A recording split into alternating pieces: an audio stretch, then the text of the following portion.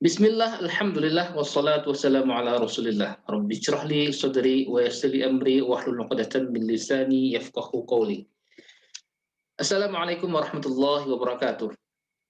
Teman-teman peserta kursus bahasa Arab pemula yang dirahmati Allah, alhamdulillah kita bisa bertemu kembali pada malam hari ini untuk belajar bahasa Arab. Kita masuk ke pelajaran 3A, materi kursus bahasa Arab untuk pemula. Pada pelajaran ini insya Allah kita akan pelajari tentang surat Al-Fatihah ayat 4 dan ayat 5, dan nanti insya Allah di bagian B kita akan belajar tata bahasa. Pada pelajaran ini total akan belajar 7 kosakata baru yang tersebut dalam Quran hampir 3.650 kali. Insya Allah di akhir pelajaran ketiga nanti kita akan belajar 33 kosakata yang terdapat di dalam Al-Quran hampir 12.089 kali. Baik, mari sekarang kita mulai. Ini adalah ayat keempat dari surat Al-Fatihah. A'udzubillahi minasyaitonir rajim. Maliki yaumiddin. Artinya, Maliki yaumiddin, pemilik hari pembalasan. Maliki yaumiddin, pemilik hari pembalasan. Mari kita bahas satu persatu katanya. Malik ini artinya adalah pemilik. Terdapat dalam Al-Quran hampir sebanyak 3 kali. Berbeda dengan Malik, Malak itu artinya malaikat. Malik, pemilik, Malak itu malaikat. Malak adalah bentuk tunggal, sedangkan bentuk jamak dari malak adalah malaikah. Jadi yang kita sering dengar, malaikah itu adalah jamak dari malak, yang artinya malaikat. Sedangkan yaum artinya adalah hari. Yaum, hari. Ini adalah bentuk tunggal. Bentuk jamak dari yaum adalah ayyam. Yaum, hari, ayyam, bentuk jamaknya. Bisa kita terjemahkan ayyam, hari-hari. Ayyamul bid, hari-hari putih. Untuk kita berpuasa di tanggal 13, 14, 15 setiap bulan Hijriah kecuali bulan Dzulhijjah. Nah, ayyam atau yaum ini tersebut dalam Al-Quran sebanyak 405 kali. Ad-din memiliki dua arti, makna. Yang pertama adalah hari pembalasan. Hari pembalasan untuk perbuatan baik dan buruk kita. Amal baik, amal buruk kita lakukan, maka ad-din adalah hari pembalasan. Makna kedua dari ad-din adalah agama, yaitu agama Islam. Nah, apa pesan yang terkandung dari ayat yang keempat dari surat Al-Fatihah? Malik yaumiddin, pemilik hari pembalasan. Teman-teman peserta yang dirahmati Allah Subhanahu wa taala, pada hari pembalasan hanya Allah Subhanahu wa taala yang memiliki otoritas tunggal. Tidak seorang pun akan memiliki kekuatan, hanya Allah lah sendiri yang akan menilai dan membalas semua manusia. Pada hari itu tidak ada yang bisa bersyafaat, memberikan syafaat kepada kita kecuali orang yang diberi izin oleh Allah Subhanahu wa taala. Nah, pada hari pembalasan ini akan menjadi hari yang menakutkan. Ya, laki-laki lupa saudaranya. Laki-laki lupa ibunya, lupa ayahnya, lupa istrinya dan anaknya. Semua orang pada hari itu sibuk memikirkan diri mereka sendiri. Oleh karena itu, ketika kita membaca ayat ini, maka dalam diri kita, dalam hati kita, kita mengharapkan Allah Subhanahu wa taala memberikan pahala atas amal baik yang kita kerjakan. Secara bersamaan kita juga takut akan hukuman atas dosa yang kita perbuat. Allah Subhanahu wa taala telah jadikan kita muslim tanpa kita minta. Hanya karena rahmat dan kasih sayangnya kepada kita, hari ini kita merasakan nikmat Islam, nikmat menjadi seorang muslim. Nah, mari sekarang kita bermunajat, meminta kepada Allah Subhanahu wa taala agar kita diberikan surga. Kita berharap Allah Subhanahu wa taala mengabulkan setiap doa-doa yang kita panjatkan. Kemudian ada kebiasaan ketujuh. Kemarin kita sudah dapatkan 6 kebiasaan dari materi pertama dan materi kedua, maka sekarang ada kebiasaan ketujuh. Apa kebiasaan ketujuh? Rencanakan agar setiap hari kita jadikan akhirat sebagai prioritas utama kita. Ingatlah mati, kuburan, kebangkitan, hari pembalasan. Mari kita dirikan sholat tepat pada waktu dan jangan lupa tilawah serta zikir. Jaga juga kesehatan kita dan pastikan agar kita tidak menggunakan kedua mata kita, dua telinga kita, lidah, kedua tangan dan kaki kita dalam perbuatan dosa. Mari kita gunakan hidup kita, masa muda kita, harta yang kita punya, dan pengetahuan yang kita punya di jalan yang benar. Baik, teman-teman peserta, mari kita praktekkan ayat ini dengan penuh penghayatan dan disertai dengan keyakinan. Seperti biasanya, saya akan bacakan kata per kata dalam bahasa Arab. Teman-teman bisa menyebutkan artinya. Kita mulai. Sebutkan artinya. Malik, pemilik. Yaum, hari. Ad-din, pembalasan. Maliki yaumiddin. Sebutkan artinya. Pemilik hari pembalasan. Sekali lagi. Maliki yaumiddin. Pemilik hari pembalasan. Alimu. Pause video. Ulangi secara mandiri. Ayat ini. Silahkan. Baik, kita lanjutkan ke ayat kelima. Iyyaka na'budu wa iyyaka nasta'in. Hanya kepadamu kami menyembah dan hanya kepadamu kami minta pertolongan. Iyyaka ini kita terjemahkan hanya kepadamu. Terjemahan di sini berdasarkan konteks karena ka ada sebelum kata kerja. Jadi kita terjemahkan hanya kepadamu. Iyyaka terdapat di Al-Quran sekitar 24 kali. Iyyaka hanya kepadamu. Na'budu kami menyembah.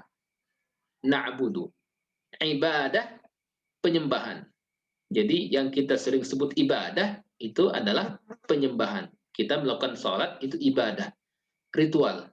Ibadah penyembahan. Abid itu adalah orang yang melakukan pekerjaan menyembah. Penyembah. Kita terjemahkan dalam bahasa kita hamba. Hamba, penyembah. Ma'bud itu adalah yang disembah. La ma'buda illallah. Tidak ada yang disembah kecuali Allah. Ma'bud yang disembah. Ibadah penyembahan. Abid penyembah. Ma'bud yang disembah. Baik, kemudian wa iyyaka. Waw, wa itu artinya dan. Iyyaka hanya kepadamu. Tadi sudah kita dapatkan. Iyyaka hanya kepadamu. Wa iyyaka dan hanya kepadamu. Nasta'in sama dengan na'budu. Nasta'in kami minta pertolongan. Nah, huruf nun yang ada di depan na'budu dan juga nasta'in itu artinya kami. Na'budu kami menyembah. Nasta'in kami minta pertolongan. Baik, apa pesan yang terkandung dari ayat kelima surat Al-Fatihah ini? Iyyaka na'budu wa iyyaka nasta'in. Allah telah menciptakan kita, maka sepatutnya kita menyembah hanya kepadanya. Allah Subhanahu wa taala telah berfirman, "Wa ma khalaqatul jinna wal insa illa liya'budun." Tidak aku ciptakan jin dan manusia melainkan untuk menyembahku. Quran surat Az-Zariyat ayat 56. Oleh karena itu ibadah pada hakikatnya tidak hanya menyembah semata, tapi juga melaksanakan perintahnya, meninggalkan larangannya, mendirikan sholat, berpuasa, membayar zakat, mengajak orang lain kepada Islam, berdakwah, mendakwahkan orang lain kepada Islam, menuntut ilmu termasuk mencari rezeki yang halal, membantu sesama kita, itu semuanya adalah ibadah. Di antara semua ibadah, sholat adalah ibadah yang paling utama. Barang siapa yang meninggalkan sholat dengan sengaja, dia telah berbuat kekufuran dan menghancurkan pilar utama dari Islam. As-sholatu imaduddin. Sholat adalah tiang agama. Faman aqamaha, barang siapa yang menegakkannya, faqad aqamaddin. Dia telah menegakkan agamanya. Wa man tarakaha, barang siapa yang meninggalkan salat, faqad hadamad din, dia telah menghancurkan pilar agama, pilar utama dari Islam. Oleh karena itu, teman-teman peserta yang dirahmati Allah Subhanahu wa taala, marilah kita berdoa, ya Allah, bantu hamba agar bisa beribadah kepadamu dengan cara terbaik, dengan cara yang menyenangkanmu ya Allah. Kemudian kebiasaan ke-8, kita harus memiliki niat ibadah dalam setiap perbuatan baik. Jadi apapun perbuatan baik yang kita lakukan, mulai dari kita bangun tidur sampai kita tidur kembali, maka selalu niatkan itu adalah dalam rangka ibadah kepada Allah Subhanahu wa taala. Kedamaian sejati dan keberhasilan hanya kita dapat capai dengan ibadah semata. Wa iyyaka nasta'in. Kami minta pertolongan. Tanpa bantuan Allah Subhanahu wa taala, hakikatnya kita tidak bisa memuaskan dahaga kita. Ketika kita haus, tanpa bantuan dari Allah Subhanahu wa taala, tanpa Allah sediakan air, kita tidak bisa memuaskan dahaga kita. Lalu bagaimana kita bisa menyembah Allah tanpa bantuan Allah? Bagaimana kita bisa menyembah Allah tanpa bantuannya? Oleh karena itu, ketika kita baca ayat ini, bacalah dengan keyakinan, ya Allah, aku mohon bantuanmu. Aku mohon pertolonganmu dalam sholat ini. Dan dalam melakukan setiap tugas, setiap perbuatan, setiap amalan setelah selesai sholat.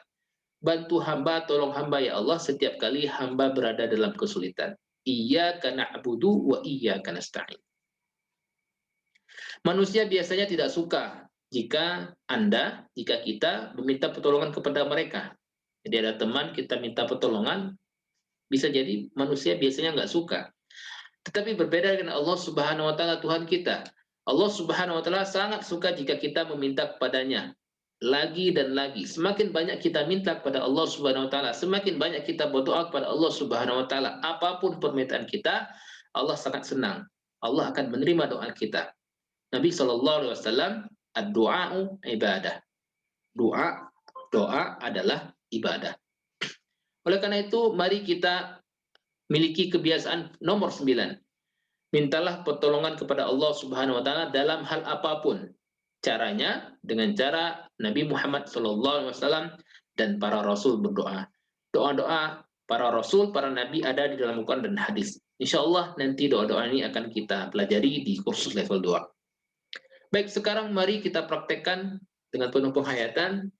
Teman-teman peserta menyebutkan arti dari kalimat atau kata yang saya ucapkan.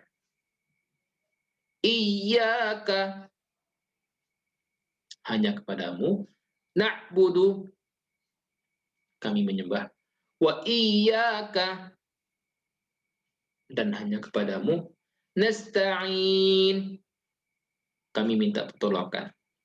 Iyyaka na'budu, hanya kepadamu kami menyembah. Wa iyyaka nasta'in, dan hanya kepadamu kami minta pertolongan. Iyyaka na'budu wa iyyaka nasta'in, hanya kepadamu kami menyembah dan hanya kepadamu kami minta pertolongan. Iyyaka na'budu wa iyyaka nasta'in, hanya kepadamu kami menyembah dan hanya kepadamu kami minta pertolongan. Alimu, ajarkan.